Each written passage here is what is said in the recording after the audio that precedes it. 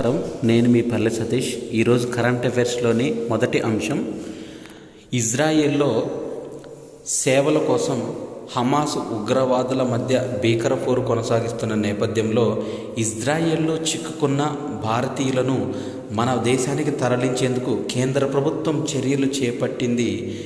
ఈ చర్యలకు ఆపరేషన్ అజయ్ అని పేరును ఇచ్చింది. ఆపరేషన్ అజయ్ పేరిట ప్రత్యేక కార్యక్రమాలను మొదలుపెట్టింది. ఇందుకోసం ప్రత్యేక విమానాలను నడుపుతుంది. గురువారం భారతీయులతో కూడిన మొదటి విమానం మన దేశానికి చేరుకుందని అధికారులు తెలిపారు. ఆఫ్ఘనిస్తాన్లో మరోసారి భూకంపం వచ్చింది.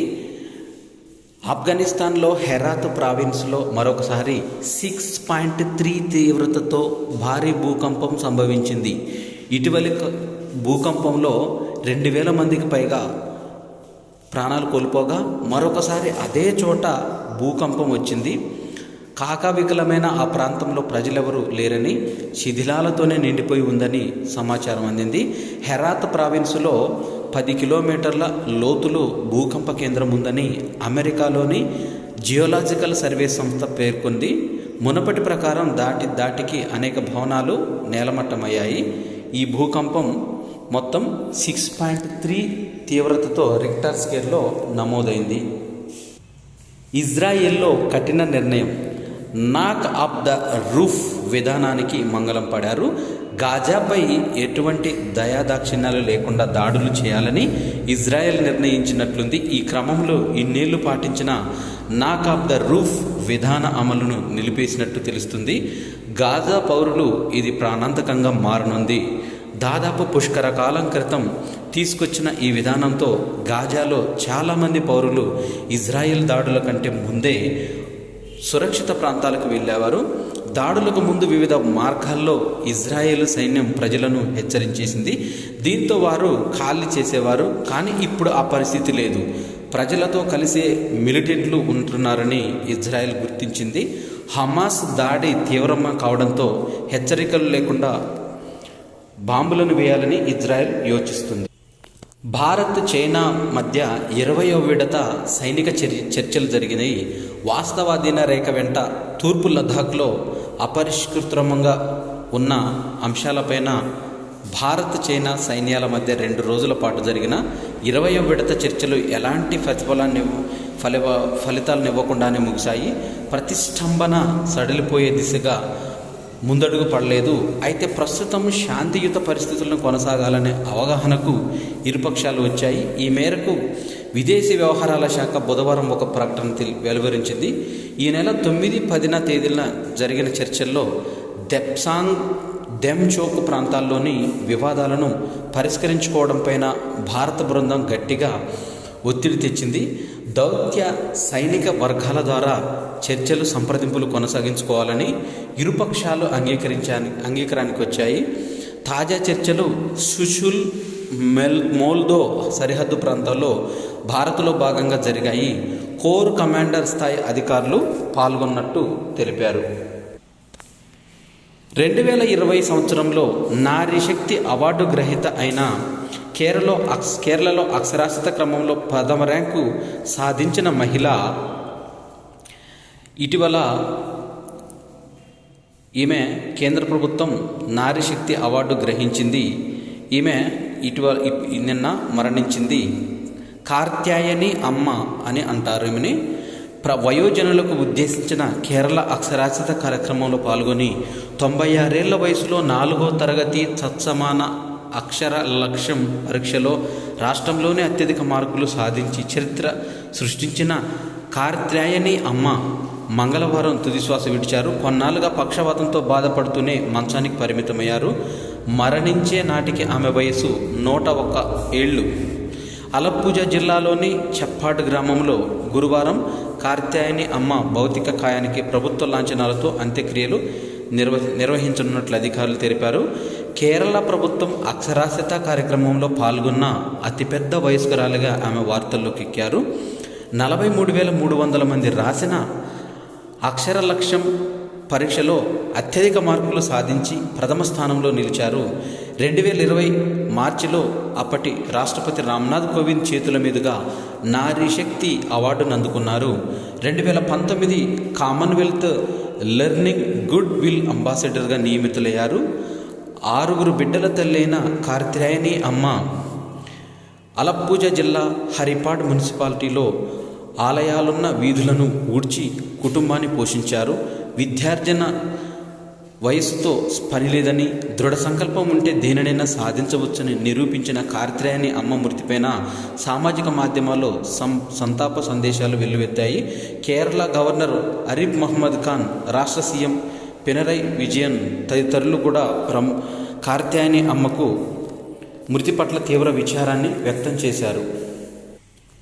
హెచ్డిఎఫ్సి బ్యాంక్ చైర్మన్ అథాను చక్రవర్తి మన భారత ఆర్థిక వ్యవస్థను 2050కి 25,000 లక్షల కోట్లకు చేరుతుందని అంచనా వేశారు. దేశీయంగా వినియోగం బాగుపడడానికి తోడుగా ఎగుమతుల ద్వారా 2050 నాటికి మన దేశ ఆర్థిక వ్యవస్థ $30 ట్రిలియన్, సుమారు 2,500 లక్షల కోట్లకు స్థాయికి చేరుతుందని అతను అంచనాను వేశాడు. హెచ్డిఎఫ్సి బ్యాంక్ చైర్మన్, ఆర్థిక వ్యవహారాల మాజీ కార్యదర్శి అథాను చక్రవర్తి బుధవారం వెల్లడించారు. అంతర్జాతీయ ఆర్థిక సంస్థలు మన దేశ వృద్ధి రేటు ఈ ఆర్థిక సంవత్సరంలో 6.3%, ద్రవ్యోల్బణం 6%గా నమోదు కావచ్చని అంచనా వేశారు. దీంతో నామమాత్రపు జీడిపి 10 నుంచి 12% నమోదు కావచ్చని పేర్కొన్నారు. ఇదే ధోరణి కొన్నేళ్ల పాటు కొనసాగితే 2045-50 నాటికి మన దేశ ఆర్థిక వ్యవస్థ $30 ట్రిలియన్, తలసరి ఆదాయం $21,000 చేరొచ్చని కేపీఎంజీ నిర్వహించిన కార్యక్రమంలో పాల్గొన్న అథాను చక్రవర్తి తెలిపాడు. అంతర్జాతీయ వృద్ధి రేటు అంచనాను తగ్గించిన మన దేశ వృద్ధి రేటు అంచనాను మాత్రం అంతర్జాతీయ ద్రవ్యనిధి IMF 0.2% పెంచి 6.3% చేరిందని గుర్తు చేశారు. 2023-24 ఆర్థిక సంవత్సరంలో భారత జీడిపి వృద్ధి రేటు 6.1%గా ఉండొచ్చని గత జూలైలో ఇంటర్నేషనల్ మానిటరీ ఫండ్ IMF అంచనా వేసిన తాజాగా సవరించింది. అయితే reserve bank of India RBI అంచనా వేసిన 6.5% కంటే ఇది తక్కువగానే ఉందన్నట్టు తెలిపింది. గత వారం ప్రపంచ బ్యాంకు కూడా మన దేశ వృద్ధి రేటును 6.3%గా అంచనా వేసింది. గత నెల ఏషియన్ డెవలప్మెంట్ బ్యాంకు మన వృద్ధి రేటు స్వల్పంగా తగ్గి 6.3%కి పరిమితం చేసింది. ద్రవ్య స్థిరీకరణ ప్రణాళికలు భారతదేశానికి అన్నట్లు IMF తెలిపింది. చైనా తరహాలో భారీ మొత్తం ఉన్నా కూడా ద్రవ్య స్థిరీకరణ అవసరమని, భారత్కు రుణముప్పు తక్కువగానే ఉంటుందంటూ IMF తెలిపింది. చైనా తరహాలో భారత్కు భారీ అప్పుంది. అయితే అధిక మొత్తం రుణాల వల్ల డ్రాగన్ దేశానికి ఎదురయ్యే ఇబ్బందులు, నష్టాలతో పోలిస్తే భారత్కు పెద్దగా భయం ఉండకపోవచ్చని అంతర్జాతీయ ద్రవ్యనిధి IMF అంచనా వేస్తుంది. కానీ మధ్యకాలానికి మెరుగైన ద్రవ్య స్థిరీకరణ ప్రణాళిక ద్వారా లోటు తగ్గించాలని IMF డిప్యూటీ డైరెక్టర్ ద్రవ్య వ్యవహారాల విభాగం రోడ్ డి ముయిజ్ పేర్కొన్నారు. భారత రుణ ప్రస్తుత జీడిపిలో 81.9%గా ఉంది. చైనాలో ఇది 83%గా ఉంది. అయితే కరోనాకు ముందు 2019లో భారత రుణం జీడిపిలో 75%గా ఉంది. దానితో పోలిస్తే ఇప్పుడు కాస్త ఎక్కువగానే ఉంది. 2023లో భారత ద్రవ్యలోటు 8.8%గా నమోదు కావచ్చని మేము అంచనా వేస్తున్నాం. ఇందులో వడ్డీపై వ్యయాలే ఎక్కువ. జీడిపిలో 5.4%, తర్వాత ప్రాథమిక లోటు 3.4%. 2028 నాటికి రుణాలు 1.5%కి తగ్గి జీడిపిలో 80.4% పరిమితం కావచ్చని అంచనాలున్నాయి. జీడిపికి మధ్య నిష్పత్తి తగ్గుతుంది. దీని ద్వారా కొన్ని కారణాల రీత్యా అప్పు వల్ల ఏర్పడే నష్ట భయాలు కూడా తక్కువే. రుణాలను తీర్చడానికి ఎక్కువగా కాల వ్యవధి ఉండటంతో తరచూ అప్పులను పునరుద్ధరణ చేసుకోవాల్సిన అవసరం ఉండదు అని దేశీయంగా తీసుకునే రుణాలే ఎక్కువ అంటూ తెలిపారు.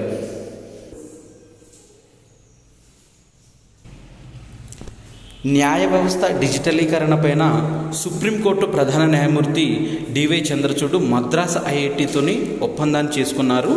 దీనిలో అధునాతన కృత్రిమ మేధను ఉపయోగించి అధునాతన సాంకేతికతను వినియోగించుకొని తర్జుమా చేయడం, రాతపత్రులను క్రోడీకరణ, కోర్టు విచారణల ప్రసారాలను విషయాల్లో సుప్రీంకోర్టు ఐఐటితో కలిసి పనిచేస్తాయని, భాషా నమూనాలు రూపొందిస్తాయని, సాంకేతికంగా అధునాతనమైన మరింత సమర్థవంతమైన వ్యవస్థను తీర్చిదిద్దడానికి కృషి చేస్తాయని సంబంధిత వర్గాలు తెలిపాయి.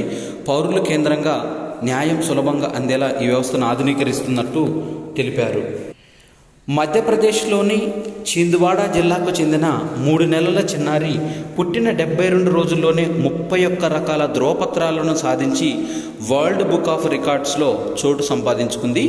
చందన్గావ్కు చెందిన కేసరీనందన్, ప్రియాంక దంపతులిద్దరూ తపాలా శాఖలో ఉద్యోగులు. వీరికి 3 నెలల క్రితం శరణ్య పుట్టింది. ఈ పాప పుట్టుక ఎప్పటికీ గుర్తుండిపోయేలా ఏదైనా చేయాలనుకున్నారు. 28 గుర్తింపు పత్రాలతో ఓ చిన్నారి పేరిట ప్రపంచ రికార్డు ఉందని తెలుసుకున్నారు. ఆ రికార్డు బద్దలు కొట్టేందుకు శరణ్య పేరుతో 72 రోజుల్లో 31 గుర్తింపు పత్రాలు లక్ష్యాన్ని సాధించారు. ఆధార్ కార్డుతో మొదలు పాస్పోర్ట్, పోస్టాఫీస్, బ్యాంక్ ఖాతాలు, ఇలా పలు రకాల పత్రాలు ఇందులో ఉన్నాయి. శరణ్య తాత గోపాల్ కూడా పోస్టల్లో ఉద్యోగిగా ఉన్నారు. యువతకు స్వాతంత్ర వేదిక మై భారత్ కేంద్ర కేబినెట్ నిర్ణయం. ఢిల్లీలో బుధవారం విలేకరులతో మాట్లాడుతున్న కేంద్ర మంత్రి అనురాగ్ సింగ్ ఠాకూర్, ప్రపంచమంతా ఉన్న భారత యువతను ఒక్క వేదికపైకి తీసుకొచ్చేందుకు మేరా యువ భారత్ మై భారత్ పేరుతో స్వయం ప్రతిపత్తి గల ఒక వేదికను ఏర్పాటు చేయాలని కేంద్ర ప్రభుత్వం నిర్ణయించింది. బుధవారం ప్రధానమంత్రి నరేంద్ర మోడీ అధ్యక్షతన జరిగిన మంత్రివర్గ సమావేశంలో ఇందుకు ఆమోదముద్ర వేశారు. 15 నుంచి 29 ఏళ్ల మధ్య వయసులో ఉన్న 40 కోట్ల మంది యువతను ఈ వేదికలో చేర్చడానికి అర్హులుగా నిర్ణయిస్తున్నారు. కింది శక్తియుక్తులు వినియోగించుకుంటున్నారు. తమ కళలను నెరవేర్చుకునేలా వీరికి సేవలను దేశ నిర్మాణంలో ఉపయోగించుకోవడానికి వేదిక ఏర్పాటు చేయనున్నట్లు కేంద్ర సమాచార ప్రసారాల శాఖ మంత్రి అనురాగ్ సింగ్ ఠాకూర్ తెలిపారు. యువత కోసం ప్రభుత్వం తరపున ఒక సంపూర్ణమైన వేదికను ఏర్పాటు చేయడానికి దీని ప్రధాన ఉద్దేశం. డిజిటల్ సాంకేతికతల ఒప్పందాలకు ఆమోదం. డిజిటల్ సాంకేతికతల ప్రదర్శనలో France, Papua New Guinea, Trinidad and Tobago దేశాలతో వేర్వేరు ఒప్పందాలతో కేబినెట్ ఆమోదం తెలిపింది. ప్రభుత్వ మధ్య కాకుండా వాణిజ్య సంస్థల నడుమ మధ్య కూడా ద్వైపాక్షిక సహకారానికి ఈ ఒప్పందాలు వీలు కల్పిస్తాయి. ఆధార్, యూపీఐ, కోవిన్ లాంటి ఇతర దేశాలకు అందించేందుకు మన దేశం సిద్ధంగా ఉంది. లిథియం, నయోబియం, రేర్ ఎర్త్ ఎలిమెంట్స్ వీటిపైన 3% చొప్పున రాయల్టీ రేట్లను కేబినెట్ ఆమోదించింది. ఈ నిర్ణయం ద్వారా ఈ 3 విలువైన క్షేత్రాలను తొలిసారిగా దేశంలో వేలం వేసేందుకు వీలవుతుంది. రాయల్టీ ఎంత అనేది వేలంలో పాల్గొనే వారికి కీలకాంశంగా ఉంటుందని అనురాగ్ ఠాకూర్ తెలిపారు. ఎన్నికల కమిషన్ అభ్యర్థుల రోజువారీ ఖర్చుపైన ధరల పట్టికను విడుదల చేసింది. చికెన్ బిర్యానీకి 140, టిఫిన్కు 35 రూపాయల చొప్పున శాసనసభ ఎన్నికల్లో పోటీ చేయనున్న అభ్యర్థుల ప్రచార ఖర్చులకు ఖచ్చితంగా లెక్కించేందుకు ఎన్నికల సంఘం ప్రత్యేక చర్యను చేపట్టింది. సభలు, సమావేశాలు నిర్వహణకు అయ్యే ఖర్చులు, కార్యకర్తలకు కాఫీ, టీ, టిఫిన్, బిర్యానీల కోసం చేసే వ్యయాన్ని అభ్యర్థులు గతంలో తక్కువగా చూపించేవారు. అందుకు ఆస్కారం లేకుండా ఈసారి ఎన్నికల అధికారులు ధరల జాబితాను రూపొందించారు. దాని ఆధారంగానే ఖర్చులను లెక్కించనున్నారు. నీళ్ల ప్యాకెట్ నుంచి మొదలుకొని సభలు, సమావేశాల్లో ఏర్పాటు చేసే భారీ బెలూన్లు, ఎల్ఈడి తెరలకు సైతం ధరలను నిర్ణయించారు. ఒక్కో బెలూన్కు 4,000 రూపాయల చొప్పున, ఎల్ఈడి తెరకు 15,000 రూపాయలు రోజు అద్దెగా పరిగణిస్తారు. ఫంక్షన్ హాళ్లలో సమావేశం నిర్వహిస్తే పట్టణ ప్రాంతాలలోనైతే రోజుకు 15,000 అభ్యర్థి తన ఖర్చులో నమోదు చేయాలి. ఎన్నికల సంఘానికి అభ్యర్థి సమర్పించే ఎన్నికల వ్యయంలో కుర్చీలు, టేబుళ్లు, వాహనాలు, కిరాయి, సాంస్కృతిక కార్యక్రమాల్లో పాల్గొనే కళాకారుల పారితోషికం వివరాలను కూడా తెలపాలని స్పష్టం చేశారు. 2014తో పోలిస్తే ఈ వ్యయ పరిమితి పెంచారు. 2022లో ఒక ఎంపీ అభ్యర్థి పరిమితి గరిష్టంగా 75 లక్షలు ఉండగా 2022లో 2014లో 75 లక్షలు ఉండగా 2022లో ఆ మొత్తాన్ని 90 లక్షలకు పెంచింది. ఎమ్మెల్యే అభ్యర్థుల వ్యయాన్ని 28 లక్షల నుంచి 40 లక్షలకు పెంచింది. 8 ఏళ్ల వ్యవధిలో పెరిగిన ఓటర్ల సంఖ్య ద్రవ్యోల్బణానికి పరిగణలోకి తీసుకోవాలని వ్యయ పరిమితిని పెంచింది. ఉత్తమ సెల్ఫ్ హెల్ప్ గ్రూప్ సమాఖ్యలకు పురస్కారాలు అందించారు. స్వయం సహాయక సంఘాల సెల్ఫ్ హెల్ప్ గ్రూపుల సమాఖ్యలపైన జాతీయ స్థాయి సమ్మేళనం పురస్కారాల ప్రధానోత్సవం జూబ్లీహిల్స్లో మర్రి చెన్నారెడ్డి మానవ వనరుల అభివృద్ధి కేంద్రం MCRHRDలో జరిగింది. జాతీయ స్థాయిలో స్వచ్ఛంద సేవా సంస్థలు ఏపీ మాస్ ఆధ్వర్యంలో 2 రోజుల పాటు జరిగిన ఈ సదస్సు బుధవారం ముగిసింది. దాదాపు 19 రాష్ట్రాలకు చెందిన సమాఖ్యల ప్రతినిధులు 200 మందికి పైగా పాల్గొన్నారు. బుధవారం State Bank of India, DGRV, Friends of Women World Banking ప్రధానాలు, ఎనేబుల్ స్వచ్ఛంద సంస్థల ఆధ్వర్యంలో పురస్కార ప్రధానోత్సవం జరిగింది. జాతీయ స్థాయిలో మొదటి విజేతగా కేరళకు చెందిన కిననూర్ కరింతలం కుటుంబశ్రీ CDS, రెండో విజేతగా తిరుపతికి చెందిన శ్రీ పద్మావతి మహిళా అభ్యుదయ సంఘం నిలిచాయి. దక్షిణాది ప్రాంతీయాల విజేతలను ప్రథమ ద్వితీయ స్థానాలకు తిరుపతికి చెందిన ఒక పాకాల మండలం మహిళా సమాఖ్య, mutually aided cooperative and credit society SPSR నెల్లూరుకు, పొట్టి శ్రీరాములు నెల్లూరు జిల్లాకు చెందిన కొడవలూరు సంఘమిత్ర సంఘం దక్కించుకున్నాయి. ప్రశంసా పత్రాలు అందుకున్న వారిలో ఏపీకి చెందిన ఇందిరా క్రాంతి పదం పరస్పర సహకార సమాఖ్య లిమిటెడ్, తెలంగాణలోని హనుమకొండకు చెందిన Bharathamma Mandal mutually aided credit cooperation రేటులు సంఘాలున్నాయి. ఎపిమాస్ CEO CS రెడ్డి, ఉపాధ్యక్షులు మహాపర అలీ, ఏపీ ప్రభుత్వ ప్రత్యేక ప్రధాన కార్యదర్శి B Rajasekhar, SBI CGM Shantanu Chandrakant, Telangana NABARD CGM Sushila Chintala విజేతలకు పురస్కారాలను అందించారు.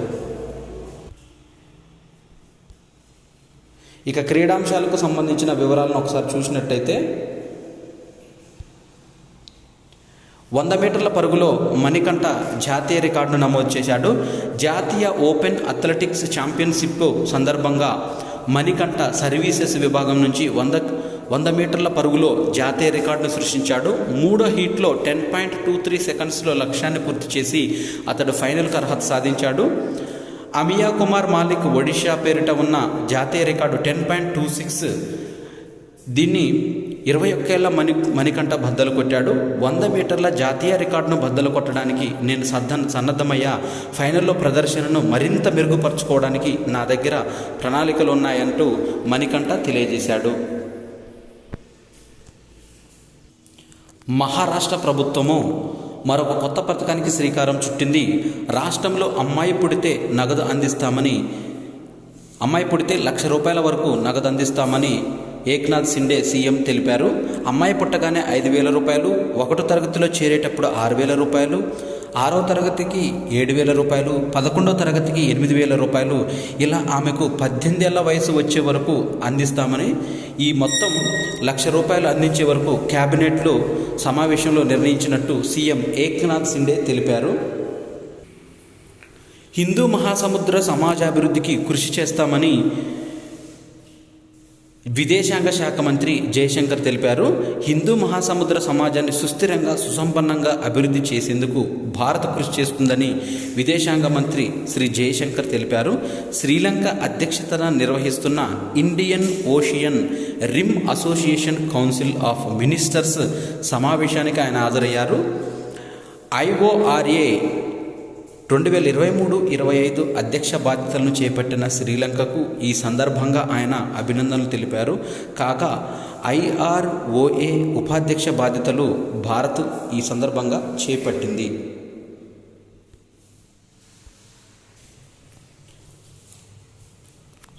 CWC 2023 ఆఫ్ఘనిస్తాన్తో జరుగుతున్న మ్యాచ్లో India captain Rohit Sharma record సృష్టించాడు. ఫజల్ హక్ ఫారూఖీ వేసిన 5వ ఓవర్లో 6 బాది ప్రపంచ కప్లో 1000 పరుగులు పూర్తి చేసుకున్న రోహిత్ శర్మకు సంబంధించిన రికార్డుల సమాచారం. వన్డే ప్రపంచ కప్లో భారత జట్టు వరుసగా 2 విజయం సాధించింది. ఆఫ్ఘనిస్తాన్ను అలవోకగా ఓడించింది. కెప్టెన్ ఇన్నింగ్స్లో ఆడిన రోహిత్ శర్మ ఈ మ్యాచ్లో అనేక రికార్డులు నెలకొల్పాడు. ప్రపంచ కప్లో 7వ శతకం చేసి సచిన్ పేరిట ఉన్న అత్యధిక సెంచరీల రికార్డును బద్దలు కొట్టాడు. ప్రపంచంలో భారత్ తరపున అత్యంత వేగవంతమైన శతకంగా రికార్డు సృష్టించాడు. తన పేరిట లిఖించుకున్నాడు. అతను 63 బంతుల్లోనే ఈ మార్కును అందుకున్నాడు. అంతర్జాతీయ క్రికెట్ చరిత్రలో అత్యధిక సిక్సర్లు బాదిన ఆటగాడుగా రోహిత్ శర్మ రికార్డును సాధించాడు. రోహిత్ 131 స్కోరు, 84 బంతుల్లో 4 ఫోర్లు, 16 ఫోర్లు, 5 సిక్స్లు.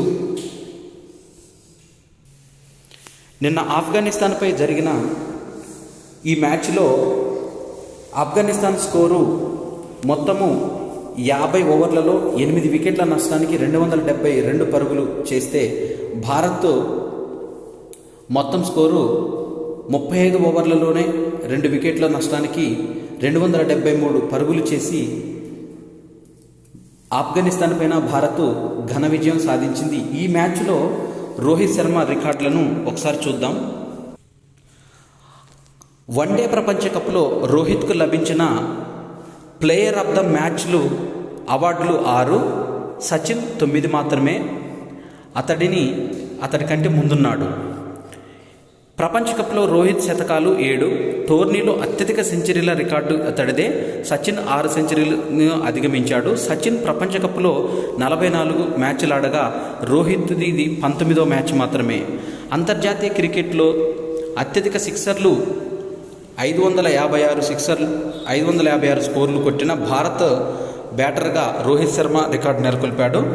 వెస్టిండీస్తో ఓపెనర్ క్రిస్ గేల్ 553 అతన్ని అధిగమించాడు. గేల్ 551 మ్యాచ్లు ఆడగా రోహిత్కి ఇది 473వ మ్యాచ్ మాత్రమే.